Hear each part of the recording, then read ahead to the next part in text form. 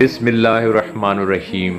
السلام علیکم ناظرین کرام، قسطنطنیہ مشہور رومی شہنشاہ کانسٹائن دی گریٹ قسطنطین اعظم نے آبنائے باسفورس کے ساحل پر ایک پرانی بستی کے کھنڈر ہموار کر کے تعمیر کیا تھا۔ چونکہ یہ شہر دفاعی لحاظ سے بہت ہی مناسب جگہ تھا، اس لیے شہنشاہ نے اس کو اپنی مملکت دارالحکومت بنایا۔ اس جدید شہر نے بہت جلد ثقافتی، تہذیبی، علمی اور مذہبی مرکز کی حیثیت حاصل کر لی۔ جس زمانے میں اسلامی اسپین کے سوا یورپ کے تمام باقی حصوں پر جہالت کی گھٹا چھائی ہوئی تھی، اس وقت اکیلا قسطنطنیہ اس تمام عیسائی علاقے میں روشنی کے مینار کا کام کر رہا تھا، اور یہاں سے علم کی کرنیں پھوٹ پھوٹ کر مشرق و مغرب کو منور کر رہی تھیں۔ قسطنطنیہ 1000 سال تک مشرق و مغرب کے لوگوں کی نظروں کا مرکز بنا رہا۔ اس عظیم و عالی شان شہر کو اپنی خوبصورت رونق کے لحاظ سے وہی حیثیت حاصل تھی جو آج کل پیرس کو ہے۔ یہ شہر معتدل آب ہوا، محفوظ بندرگاہ، کشادہ بازاروں، صاف شفاف سڑکوں، بلند و بالا عمارتوں، عظیم و شان گرجاؤں اور لاتعداد حماموں کی وجہ سے دنیا بھر میں مشہور تھا۔ اپنے مضبوط قلعوں اور قدرتی حصار کے باعث یہ شہر صدیوں سے بلغاریوں، روسیوں، سلاویوں، ایرانیوں، عربوں اور ترکوں کے مقابلے میں چٹان کی طرح جمع رہا، اور کوئی حملہ آور بھی اس پر قابض ہونے میں کامیاب نہ ہو سکا۔ بازنطینی دارالحکومت ہونے کی وجہ سے یہاں ہر چہار جانب سے لوگ کھینچے چلے آتے تھے، اور یہاں کی آبادی اس کے دور عروج میں لاکھوں سے متجاوز ہو گئی تھی۔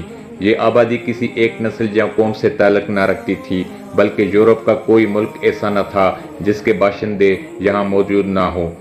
شہر کے باشندوں میں مذہبی روح پوری طرح کار فرما تھی۔ ہر جگہ دینی درس و تدریس کا سلسلہ جاری تھا۔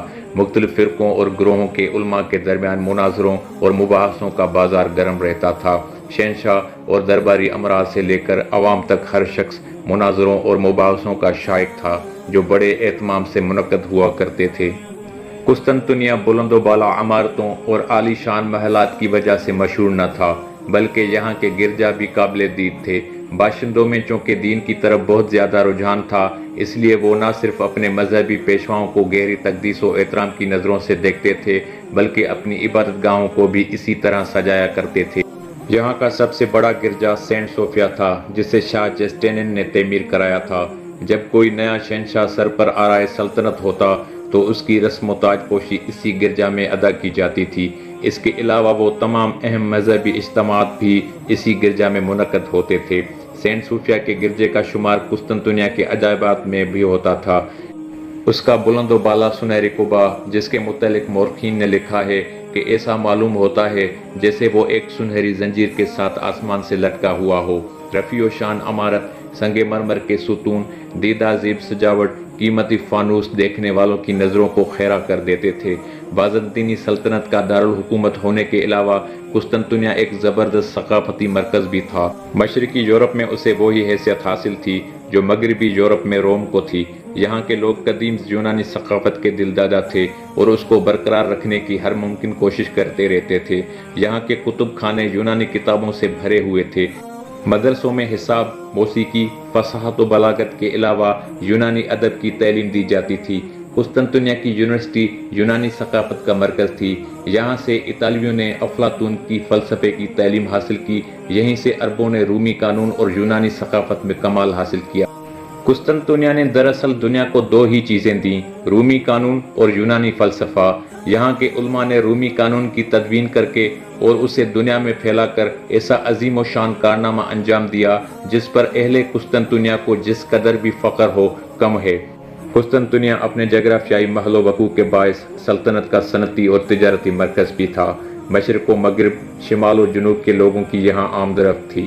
فارس، مشرق اقصیٰ، وسط ایشیا اور مشرقی و مغربی یورپ کے تاجر کثرت سے یہاں آتے رہتے تھے۔ گولڈن ہارن میں واقع اس بندرگاہ میں دنیا بھر کے جہاز آ کر لنگر انداز ہوتے تھے۔ قسطنطنیہ پر قبضے کے باعث جس قدر تجارتی سہولتیں بازنطینی سلطنت کو میسر تھیں اور کسی سلطنت کو نہ تھیں، اور یہی وجہ اس کی خوشحالی کی تھی۔ قسطنطنیہ کے بازار دنیا بھر کے سامان و تجارت سے بھرے رہتے تھے، اور اس کے باشندوں کو گھر بیٹھے تمام جہان کی نعمتیں میسر آ جاتی تھیں۔